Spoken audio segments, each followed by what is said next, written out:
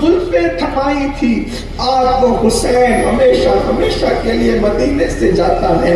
नाना जान अब कभी मैं वापस लौट कर नहीं आऊंगा, मुझे यूं लगता है आपकी उम्मत ने देखे मेरा क्या हाल किया। नाना आपका हुसैन जाता है, जिम्मेदारियों का बार ले जाता है। मेरे नाना बस मेरे लिए इतनी दुआ कर दे कि जिस वक्त मैं जवान अली अकबर का लाशा उठाऊं तो उस वक्त मेरे पास सब्र मौजूद रहे, मैं इस्तिकामत का जबल शामिख बन करके उनके दरमियान खड़ा रहूं। नाना जान जिस वक्त कासिम की लाशों पर घोड़े दौड़े उस वक्त मेरे नाना मैं सब्र का पहाड़ बन करके डटा रहूं। नाना जान जिस वक्त मेरी लाश पे घोड़े दौड़े उस वक्त भी मैं रब की बारगाह में सजदा शुक्र अदा करता रहा। मेरे नाना जब मेरी बीवियों के खेमे जलाए जाते रहे, बीवियों की चादरें छीनी जाती रहे, उन्हें भी सब्र के लिए दुआ फरमाए। न जाने क्या क्या अर्ज मारूज में होंगे। लिखने वालों ने लिखा, कहने वालों ने कहा ये अर्ज मारूज महज चश्मे तसव्वुर से किए जा रहे हैं, लेकिन हकीकत ये है कि अर्ज मारूज के दरमियान मोटे मोटे आंसू कब्र रसूल पे बिछावर होते हैं। और ऐसे में मेरे इमाम अभी सोते और जागते की कैफियत में थे, ये कहते हुए कि नाना मेरी रूह जिस्म से निकल क्यों नहीं जाती, या रसूल अल्लाह मैं मदीना छोड़ना नहीं चाहता या रसूल अल्लाह, लेकिन लोगों ने मुझे इतना मजबूर कर दिया है कि मैंने मदीना छोड़ देना है, या रसूल अल्लाह मेरे हाल पे रहम फरमाए। ऐसे में सोते और जागते की दरमियानी कैफियत में थे मेरे मौला हुसैन। ख्वाब में क्या देखा कि मेरे आका तशरीफ लाए, सीने से लगाया और फरमाया हुसैन मदीने से जा रहे हो, और ये कह करके अपने सीने से चिपटा लिया।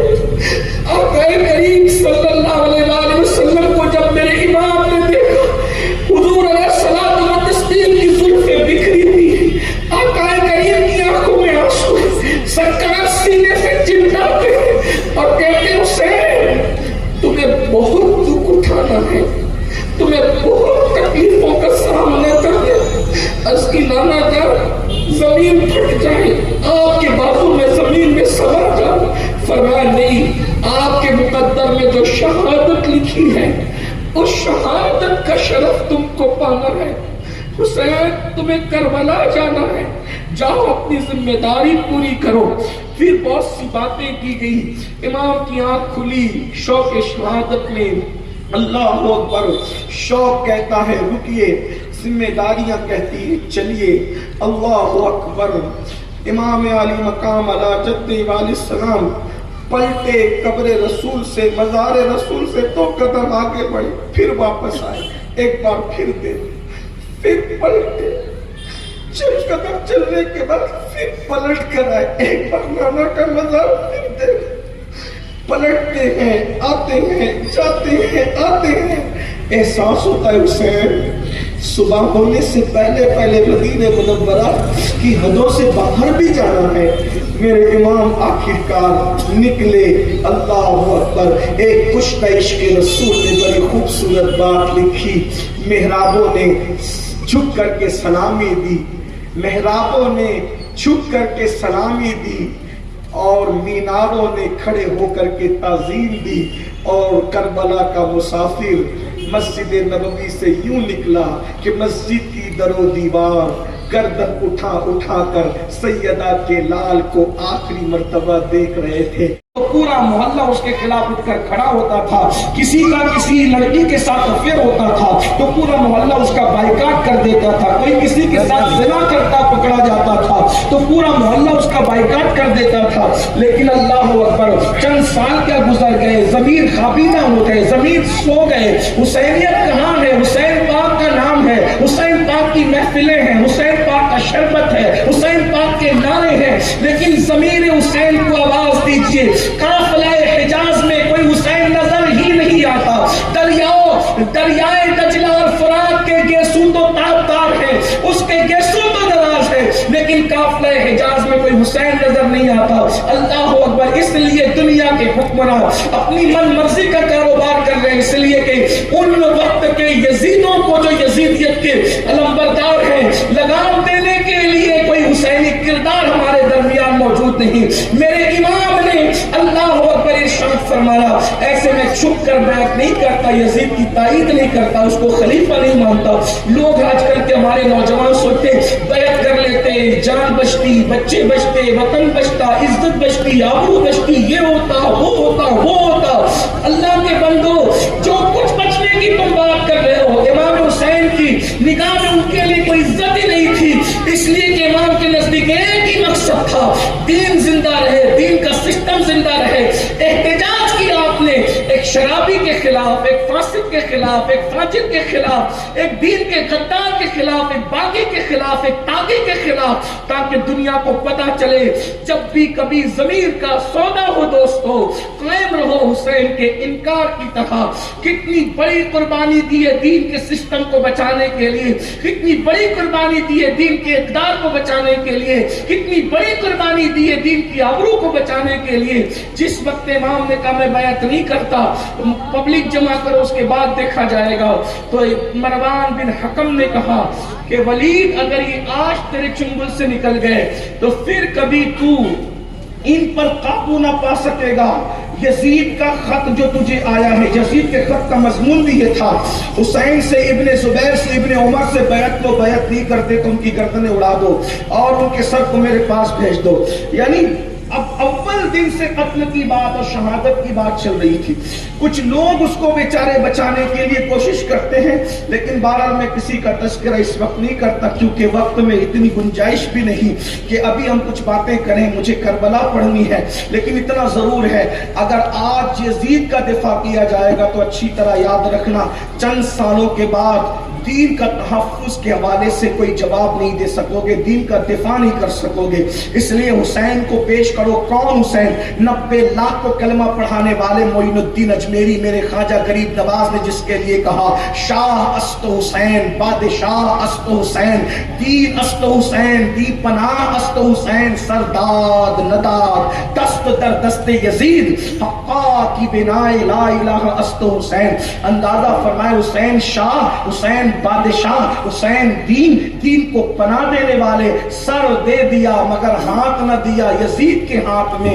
حقیقت یہ ہے کہ کلمہ لا الہ الا اللہ کی بنیاد محافظ امام حسین ہے. اللہ اکبر. امام گھر کی طرف جب بڑھنے لگے تو مروان نے کہا انہیں قتل کر دے. آپ جاتے جاتے کھڑے ہو گئے. جرت کی, حسین جرت کا نام ہے, حسین بہادری کا نام ہے. اللہ کے رسول نے فرمایا حسن اور حسین عرش کی دو تلواریں. میرے بھائی زمین کی تلوار ایسی ہوتی ہے تو جسے عرش کی تلوار خدا نے بنایا ہو وہ کیسے ہوں گے. میرے آقا نے فرمایا حسن و حسین عرش کی دو تلواریں ہیں. وہ ڈٹ کر کے کھڑے ہو گئے.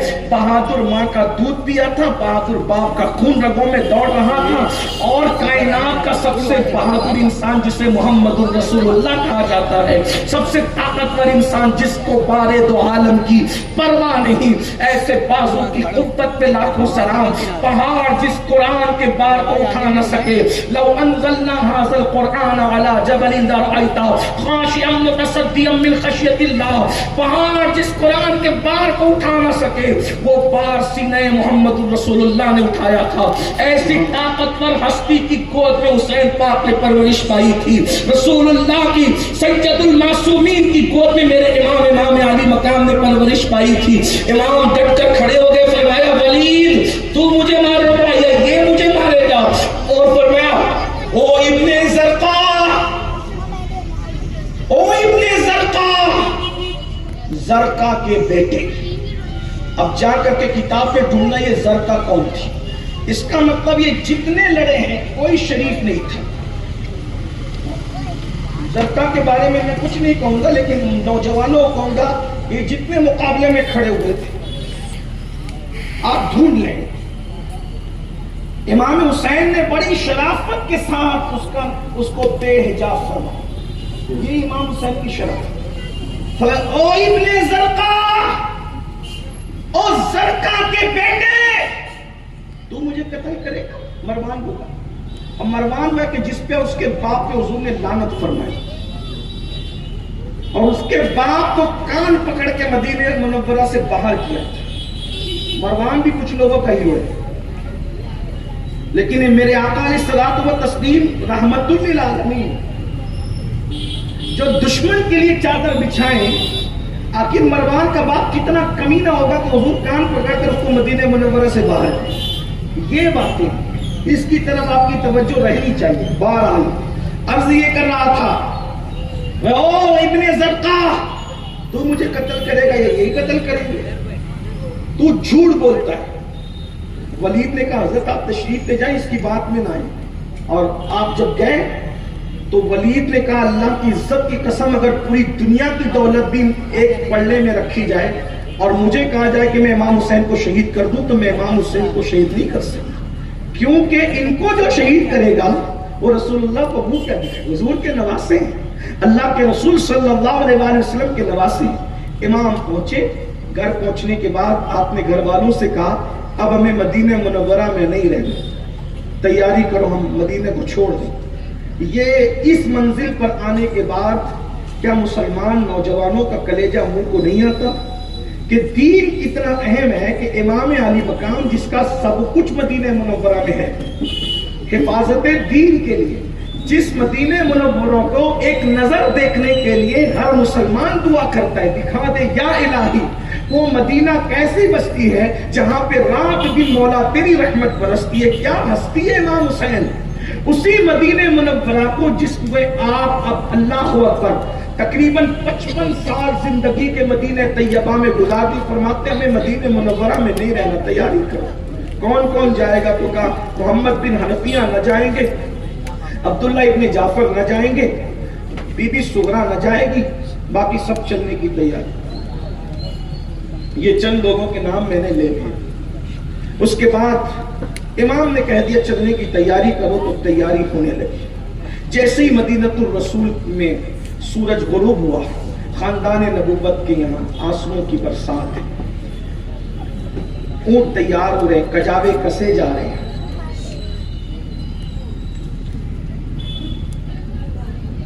بیویوں کے لیے پردے کا انتظام ہو رہا ہے۔ جیسے جیسے شام اپنی سیاہ زلفوں کو مدینۃ الرسول کے افق پر دراز کرتی ہے اور شام کی جوانی رات کی سیاہ زلفوں کے بڑھاپے میں تبدیل ہونے لگتی ہے اور پھر سب کے دروازے بند ہو جاتے ہیں، مدینہ منورہ میں سناٹا چھا جاتا ہے۔ قدسیان فلک رات کے آخری حصے میں درودوں کے گجرے لے کر بارگاہ رسالت کی طرف نزول کرتے ہیں۔ ایسے میں جب سب کے دروازے بند تھے، اگر دروازے کھلے تھے تو ایک ہی خاندان کے، وہ خاندان نبوت کے دروازے تھے۔ کسی کے آنسو نہ تھمتے تھے، ہم مدینے سے چلے جائیں گے، ہم مدینے سے چلے جائیں گے۔